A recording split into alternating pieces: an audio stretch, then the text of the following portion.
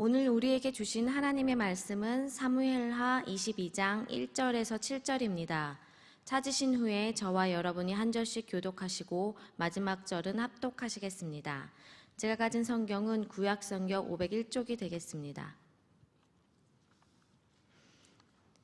여호와께서 다윗을 모든 원수의 손과 사울의 손에서 구원하신 그날에 다윗이 이 노래의 말씀으로 여호와께 아뢰어 이르되 여호와는 나의 반석이시요 나의 요새시요 나를 위하여 나를 건지시는 자요 내가 피할 나의 반석의 하나님이시요 나의 방패시요 나의 구원의 뿌리시요 나의 높은 망대시요 그에게 피할 나의 피난처시요 나의 구원자시라 나를 폭력에서 구원하셨도다. 내가 찬송받으실 여호와께 아뢰리니 내 원수들에게서 구원을 받으리로다. 사망의 물결이 나를 애우고 불의의 창수가 나를 두렵게 하였으며 수월의 줄이 나를 두르고 사망의 올무가 내게 이르렀도다. 내가 환난 중에서 여호와께 아뢰며 나의 하나님께 아뢰었더니 그가 그의 성전에서 내 소리를 들으시며 나의 부르짖음이 그의 귀에 들렸도다. 아멘입니다. 주께서 심지가 견고한 자에게 평강하고 평강하도록 지키시리니 이는 그가 주를 신뢰함이니이다. 아멘입니다. 이사야서 26장 3절에 기록된 말씀에 보시면 하나님께서 마음과 중심, 그 중심의 진실한 고백을 하나님께 향하는 자들에게 특별하게 그 이사야서 26장의 표현으로 하면 마음의 심지가 견고한 자들에게, 주를 신뢰하는 자들에게는 두 가지를 약속하고 계십니다. 하나는요, 평강을 주시겠다는 거예요. 여러분, 평안이라고 하는 것은 걱정과 근심이 없는 상태인 줄로 믿습니다. 사전적으로 보면 걱정과 근심과 불안과 염려가 없는 상태가 평안이라고 말씀하고 계시는데 이사야서 26장 3절은요, 평강에 평강을 더하시겠다는 거예요. 우리가 하나님을 신뢰하고 소망 중에 믿음으로 설 때에 이 평강의 은혜가 여러분의 생애 가운데 계시기를 예수님의 이름으로 축원드립니다. 또 하나는요, 지켜주시겠다는 거예요. 보호하시는 은혜가 오늘 약속의 말씀을 붙잡고 새벽을 깨우며 또 가정에서 영상으로 예배하는 여러분의 가정과 공동체 위에 날마다 우리의 눈으로 목도가 되는 하나님의 간증이 계시기를 축복하고 그것을 통해 또 다른 문 영혼들을 주님께로 인도해가는 복된 생애가 되시기를 다시 한번 이 말씀으로 주의 이름으로 축원을 드립니다. 오늘 사무엘하 말씀을 보셨는데요, 여러분 사무엘하는요 총 24장으로 이루어져 있습니다. 사무엘하의 전체적인 주제를 보면 다윗을 중심으로 한 이스라엘의 왕정기가 기록이 되어 있어요. 그러니까 다윗 왕이 어떻게 왕이 되었고 왕위를 이어가는 과정 속에 어떤 일들이 있었으며 20장 정도에 보면 세바의 반란으로 사무엘하가 막을 내리거든요. 그런데 스토리상 역사적인 사건으로 보면 1장부터 20장까지가 사무엘하의 전체적인 스토리인데 21장부터 24장까지가 추가로 덧붙여 기록되었다라고 신학자들은 명명을 하고 있어요. 그래서 이것을 이른바 부록이라고 말합니다. 그러니까 사무엘하는요 1장부터 20장까지가 다윗의 그 왕정기에 대한 역사를 다루고 있다면 21장부터 24장까지는 한 번 더, 그러니까 1장부터 20장에 누락되어 있었던 이야기들과 정말 본문의 저자가 강조하기를 원하고 권면하기를 원하고 도전하기를 원하는 아주 중요한 메시지를 그 말미에 추가로 삽입하여서 우리에게 교훈하고 도전하고 있다는 것이에요. 제가 이 부록에 대한 이야기를 21장부터 24장까지를 세밀하게 살펴가다 보니까 구조적으로 보면 21장과 22장은 다윗 왕의 왕정 치세 초기를 기록하고 있고 23장부터 24장까지는 그의 인생의 말미, 그러니까 자서전적 이야기를 그의 인생, 그 인생의 그 말년의 노년에 우리에게 마지막으로 도전하는 유언과 같은 이야기를 도전하고 있다는 것을 발견합니다. 1장부터 20장까지 다 보지 않아도 21장부터 24장 이 4장만 보아도 다윗의 생애에 얼마만큼 큰 위기가 있었고 문제가 있었고 어려움이 있었다는 것을 우리는 유추해 볼 수 있는 것이죠. 그의 인생에는요 엄청난 인생의 굴곡이 있었습니다. 누구에게 다 말할 수 없는, 하소연할 수 없는 그의 삶의 애환이 이 21장부터 24장까지 한 번 더 녹아져 있다는 것이에요. 그러나 중요한 것은 제가 이 21장부터 24장까지를 보면서 주제어를 하나 딱 뽑는다면 22장의 표제어에 드러나고 있는 다윗의 승전가라고 하는 거예요. 수많은 문제와 어려움과 위기가 있더라도 그 끝에서 웃는 사람이 있습니다. 저는 여러분의 인생이 끝이 아름다운 사람 될 수 있기를 축복합니다. 올해 23년도도 1월부터 벌써 12월의 끝자락에 와 있는데 우리의 삶을 되돌아볼 때에 수많은 인생의 굴곡과 어려움이 있었다 할지라도 그 끝에서 하나님 앞에 승리의 개가를 부르는, 승전가를 주님 앞에 올려드리는 거룩하고 복된 아름다운, 특별히 끝이 아름다운 사람 되어 살아갈 수 있는 여러분 모두가 될 수 있기를 이 말씀으로 다시 한번 축원을 드립니다. 그래서 다윗의 승전가를 통해 우리에게 뭔가 교훈을 하고 계시는데요, 그 두 가지를 함께 나누기를 원하는 거예요. 첫 번째는요, 구원의 하나님을 찬양하라 라고 하는 것입니다. 뭐라고요? 구원의 하나님을 찬양하라 라고 하는 것이에요. 1절로 4절까지의 말씀에 보면 다윗이 하나님을 노래하고 그 어려운 인생의 굴곡 속에서도 하나님을 찬양하고 있는 그 찬송을 놓지 않았다는 흔적을 발견해 가고 있는 것입니다. 1절은요, 다윗이 이 노래를 부르게 되었던 배경에 대하여 우리에게 가르쳐주고 있는데 우리 1절 말씀을 함께 합독을 했으면 좋겠습니다. 1절입니다. 시작. 여호와께서 다윗을 모든 원수의 손과 사울의 손에서 구원하신 그날에, 다윗이 이 노래의 말씀으로 여호와께 아뢰어 그랬습니다. 여기서 가장 중요한 표현이 있다면 저는 그날에라는 표현이라고 생각을 해요. 성경이 앞에 계신다면 그날에다 동그라미를 한번 쳐보세요. 그날에, 그러니까 하나님께서, 여호와께서 구원하시는 그날이 있었다는 것입니다.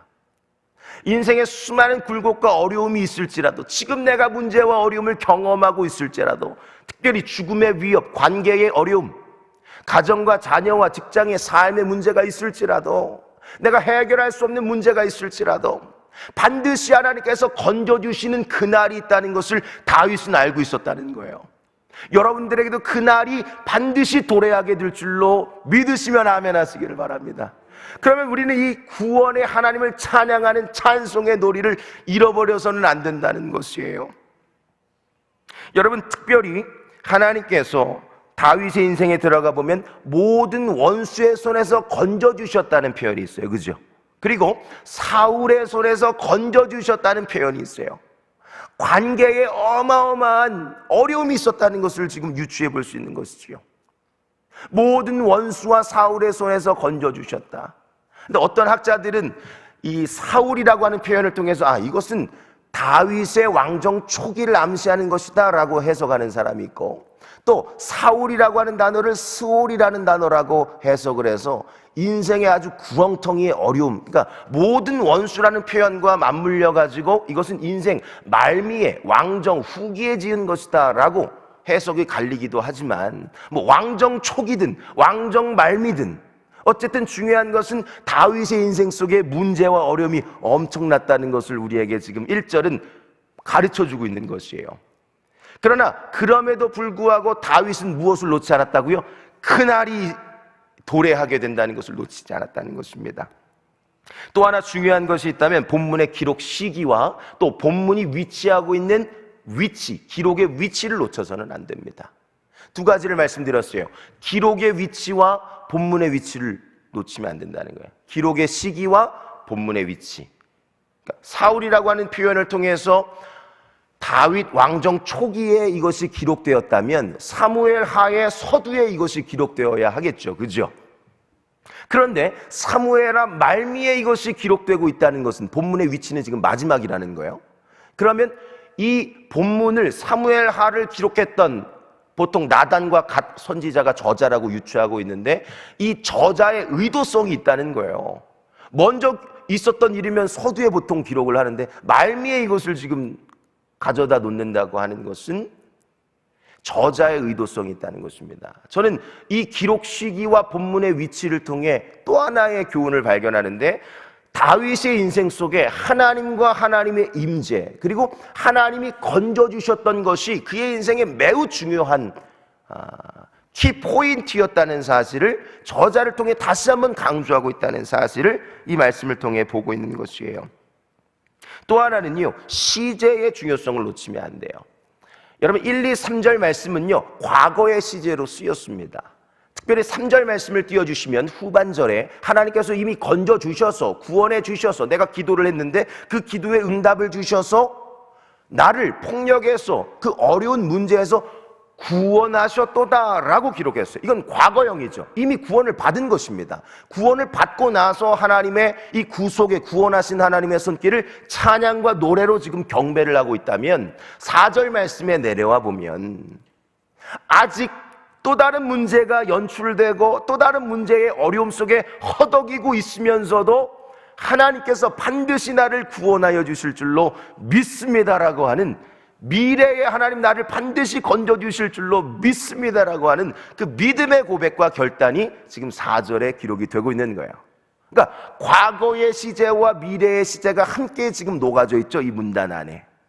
중요한 것은 이미 여러분들을 하나님께서 수많은 위기에서 건져주신 줄로 믿습니다. 하나님의 구원을 경험했다면 우리도 하나님의 구원하신 구속의 그 손길들을 노래할 수 있어야 돼요. 하루를 살아도 하나님 이런 일들을 내게 행하셨습니다. 우리 가정에 이런 일들을 행하셨습니다. 믿음의 일선에 계시는 여러분들에게는 얼마나 많은 간증과 고백이 계시겠어요. 그런데 우리가 또 순간 마주하는 위기와 어려운 현실 속에 그 하나님을 놓치고 살아갈 때가 참 많다는 거예요. 근데 다윗은 4절 그러지 않았다는 것이죠. 내가 오늘 또 고난과 위기가 찾아올지라도 하나님이 반드시, 이전에도 그랬으니까, 구원하여 주실 줄로 믿습니다라고 하는 이 구속의 구원의 노래를 놓치지 않고 있다는 것입니다. 저는 이 하나님을 향한 또 기대와 신뢰와 소망의 노래가 오늘 새벽을 깨우는 여러분의 입술로부터 시작될 수 있기를 이 말씀으로 주의 이름으로 축원을 드립니다. 여러분들은 구원의 하나님을 찬양하고 계시는지요? 이미 구원하신 하나님을 찬양하고 계시는지요? 앞으로 우리를 구원하실 하나님을 찬양하고 노래하고 계시는지요? 그 은혜가 계시기를 축복합니다. 설사 문제와 어려움이 있을지라도 반드시 1절 그날이 노래한다는 사실을 기억하고 믿음으로 믿음의 이 찬양과 개가를 잃어버리지 않는 우리 모두가 될 수 있기를 바랍니다. 출애굽기 14장 13절 말씀에 보니까 너희는 가만히 서서 여호와께서 오늘 너희를 위하여 우리를 위하여 행하시는 이 놀라운 구원을 보라라고 모세와 이스라엘 민족들이 지속적으로 노래를 하고 있어요. 나를 건져주셔서도 찬양하지만 건져주실 것을 믿음으로 고백할 때에 하나님의 이 구원의 구속의 손길을 반드시 경험하게 하여 주실 줄로 믿습니다. 또 하나는요, 다윗의 승전가를 통해 무엇을 교훈하시는가? 하나님에 대한 자기 정의가 풍성했다는 것을 가르쳐주고 있어요.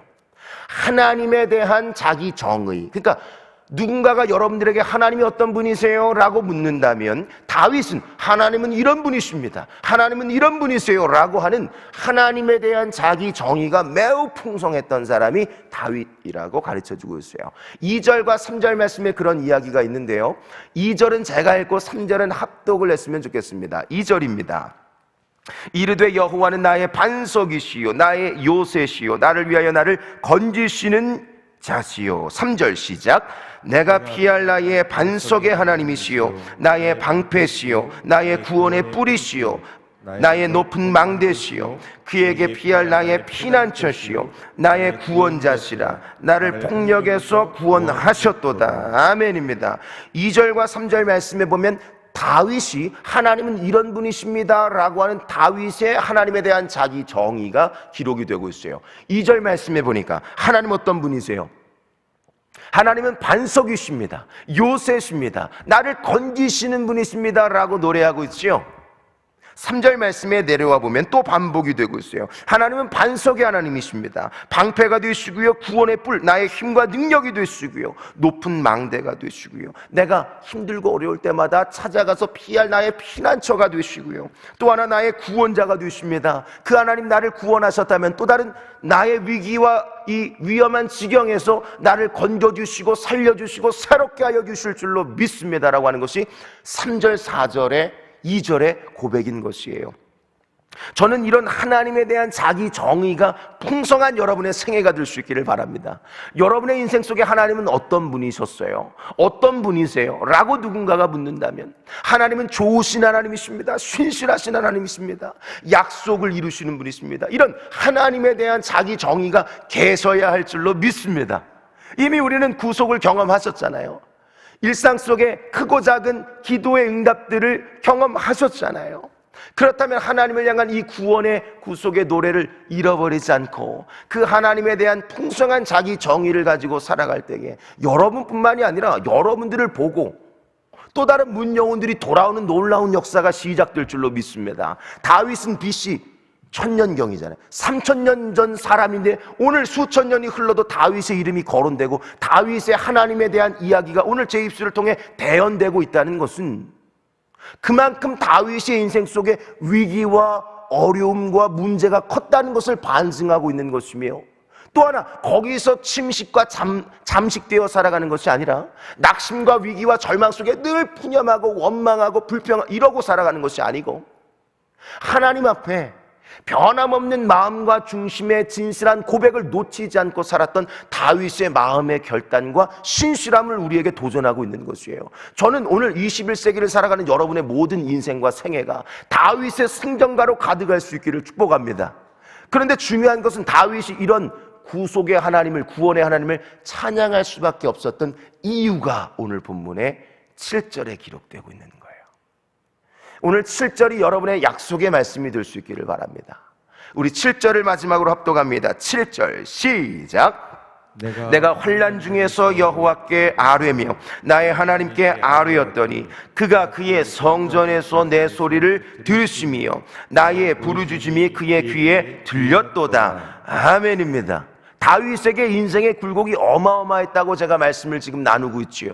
그런데 그런 위기와 어려움, 문제와 삶의 위기 속에서 다윗이 지금 어떻게 반응하고 있는지를 살펴야 한다는 거예요. 환난 중에 다윗이 뭐하고 있어요? 여호와께 아뢰며 그랬습니다. 기도의 줄을 놓치지 않았다는 거예요. 약속의 말씀을 붙잡고 무엇을 놓치지 않았다? 기도의 줄을 놓치지 않았다는 것입니다. 마치 새벽을 깨우는 여러분들처럼. 제가 이 말씀을 보면서 또 우리 교우 성도들과 신방하면서 참 많은 어려움과 위기의 굴곡들을 이야기를 듣다 보면 어떤 분들은 이런 분들도 계세요. 목사님 너무 힘드니까 기도가 안 나와요. 기도가 안 돼. 뭐 문제가 하나여야지. 이 문제 조금 불이 꺼지면 또 문제가 터져가지고 가정에 문제가 있고 직장에 문제가 있고 사업장에 문제가 있고 또 자녀가 말을 안 들어가지고 대학이 떨어지기도 하고 재정과 질병, 관계의 문제가 끊임없는 문제가 내 인생 뒤에 발목을 잡다 보니까 이게 쉽지가 않다 이런 이야기를 막 이렇게 하시더라고요. 그래서 제가 계속적으로 이 7절 말씀을 권면합니다. 여호와께 아뢰며, 기도가 안 될지라도 후반절을 보세요. 나의 하나님께 뭐라고요? 아뢰었더니, 우리가 기도하고 기도할 때 기도하다가 안 되다가 기도를 놓는 것이 아니고 또 한 번 기도의 자리로 향하여 기도의 부르짖음이 하늘을 향할 때에 하나님께서 이 환난 중에 우리의 거룩한 결단과 몸부림을 보시고 이 거룩한 부르짖음을 보시고 반드시 그 위기의 그때를 경험하게 하여 주실 줄로 믿습니다. 왜냐하면 하나님이 우리가 기도가 시작될 때 후반절 보세요. 그가 그의 성전에서 뭐라고 말씀하셨어요? 내 소리를 들으시며. 여러분의 기도가 하늘을 향하고 있다면 하나님이 그 소리를 듣고 계신 줄로 믿습니다. 우리의 부르짖음이 하나님의 귀에 들렸다는 표현이 지금 기록이 되고 있지요. 한마디 한마디 우리의 기도가 우리의 입술을 통해 터져 나오기 시작한다면 하나님이 그 기도를 들으시고 반드시 그때를 준비하고 계시며 적시적절한 기도의 응답과 풍성함을, 그 응답을 통한 기쁨을 여러분의 생애에 보게 하여 주실 줄로 믿습니다. 그러면 우리의 인생에 그때에 반드시 승전가가 터져 나오게 되는 거예요. 지금 암울하다고 멈추지 마시고 다시 한번 기도의 줄을 붙잡아, 말씀을 붙잡아 약속하신 주의 말씀과 기도의 줄로 하나님 하늘을 향할 때에, 제가 서두에 여러분들을 축복했던 것처럼 이사야서 26장 3절 말씀해 보니까 주께서 심지가 견고한 자에게 평강하고 평강하도록 지켜주시리니, 이는 그가, 그 이유가 어디에 있냐면 이는 그가 하나님의 사람들이 주를 신뢰하였기 때문이다 라는 고백이 있어요. 오늘 이 새벽에 하나님을 향한 거룩한 결단과 또 마음의 중심과 중심의 진실한 고백이 주님을 향할 때에 반드시 여러분들에게도 이런 기적과 같은 하나님의 구원의 구속의 손길들을 노래하게 하여 주실 줄로 믿습니다. 그 은혜가 여러분들로부터 시작될 수 있기를 이 말씀으로 주의 이름으로 축원을 드립니다. 우리 두 손을 드시겠습니다. 함께 기도하실 텐데 오늘 말씀을 잠깐 묵상합니다. 하나님은 오늘도 우리의 삶의 일거수일투족에 함께하고 계신 줄로 믿습니다.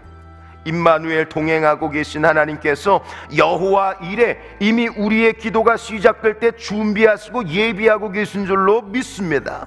어떠한 문제와 어려움이 찾아오더라도 하나님을 향한 구원의 노래와 기도의 줄을 놓지 않는 우리 모두가 되게 하여 주시옵소서. 반드시 하나님께서 우리의 기도를 들으시고 하나님에 대한 자기 정의를 풍성하게 허락하여 주실 줄로 믿습니다. 나라와 민족을 품고 가정과 교회 공동체를 품고 여러분이 가지고 계신 산적한 기도의 제목을 가지고 하나님 앞에 간절히 기도로 나아가시다가 자유롭게 돌아가도록 하시겠습니다. 우리 주님의 이름을 한번 부르심으로 기도로 달려가겠습니다. 주여, 사랑과 은혜가 풍성하신 아버지 하나님, 주의 은혜와 사랑을 주심으로